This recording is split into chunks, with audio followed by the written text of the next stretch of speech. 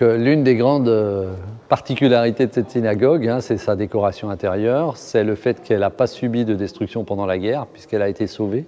Elle est dans son jus, que vous voyez les lustres, ils sont d'origine encore.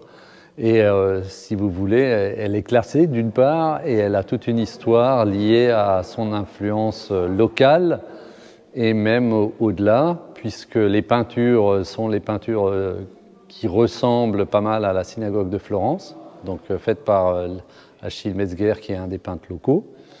Ensuite, elle a son histoire, puisqu'elle était très petite au départ, avec la galerie des femmes qui était à l'étage.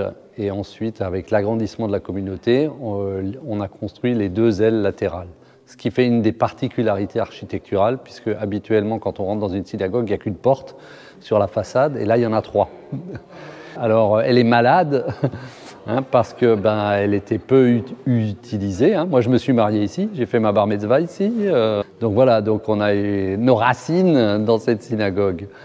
Et ce qu'elle a souffert, c'est l'humidité. Donc l'humidité qui est remontée par le sol, ou alors aussi à un moment donné l'humidité qui est pénétrée par le toit. L'étanchéité a été faite, et cette humidité a été le fait du développement de la mérule, qui est un champignon destructeur qui attaque le bois. Et donc, à ce titre-là, on a pu faire cette première phase qui était très importante, d'arrêter la gangrène de la mérule. Donc ça, c'est stoppé aujourd'hui. Deuxième phase qui va pouvoir se faire, c'est la restauration des tentures, c'est la restauration des peintures.